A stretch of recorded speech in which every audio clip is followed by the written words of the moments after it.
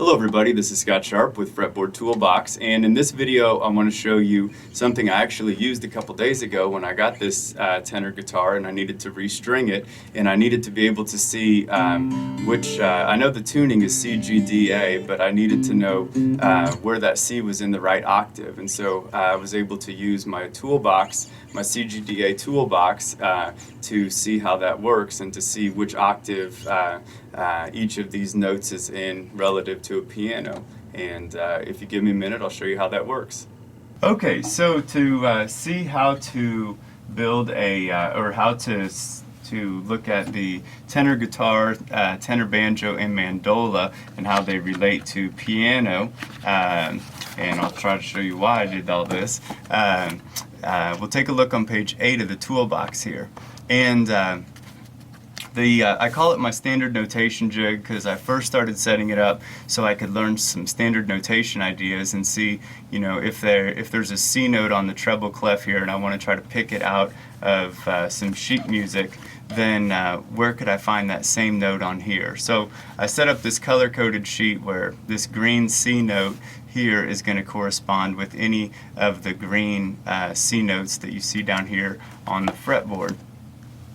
So that was the original idea, and then I kind of wanted to see, well, how does that all relate to notes on a piano? So I set up some color coding that matches, like all the blue notes here are from this blue octave that's called the C3 octave in piano, and then all the green notes match this octave, and the maroon notes match this octave. So I could see where those notes are found on a treble clef, I could see where they are on a piano, and then I could see where those notes are on the fretboard.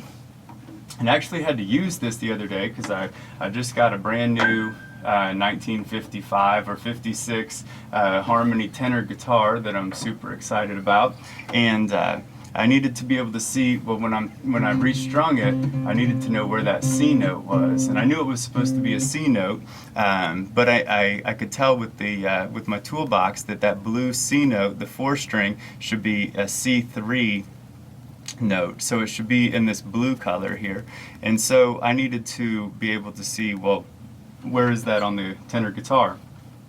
So the way I can do that is I made these arrows that you can print off from the website, the Toolbox website, so you can see those different colored octaves, and those octaves will all match what's going on the fretboard here and on the piano and on the treble clef up here. So just stick those different colored arrows in between the octaves here, so in between the C and B notes.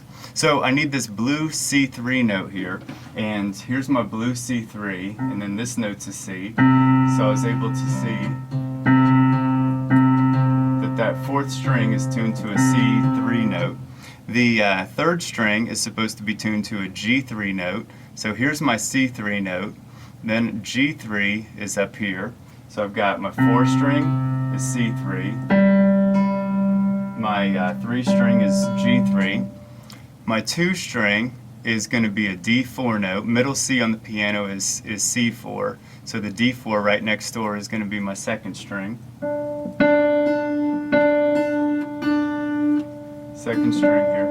And then the 1st string is going to be an A note, it's going to be A4.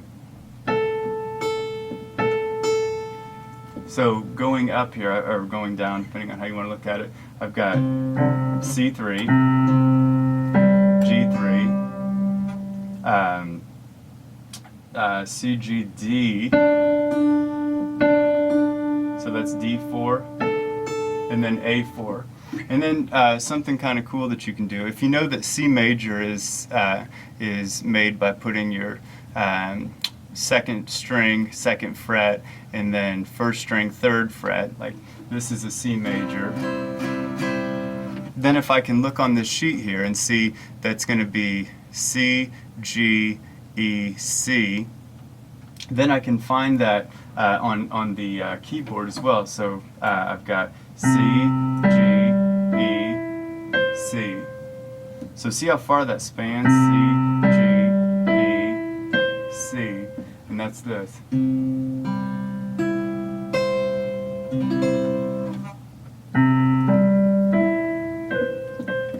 So those notes are pretty far apart, like compared to a guitar. The spacing on these is quite a bit different. So it's kind of cool to see how that works. And then the other thing that's nice is that being able to see that like any green colored C note is all going to be in the exact same octave. So if I see a green C note here, then I can find that same C note on the 4th string 12th fret, which would be up here.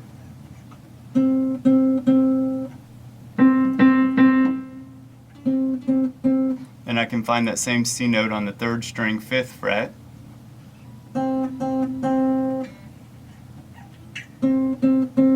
And then the last thing I can do with this is, like when I'm tuning, if I get this C tuned correctly to the C3 note, then if I look at the 7th fret, I've got a blue G note. That's a G3. Blue G is G3. So the 7th fret, the 4th string on the 7th fret should be the same G note as the 3rd string open. So that's like this. Here's G. So that was 4th string, 7th fret is G, 3rd string open, G, and then the piano G, G3 right there. Then on the 3rd string up at the 7th fret, I've got a green D, which is D4. So I've got D4, D4, and then D4. So that looks like this.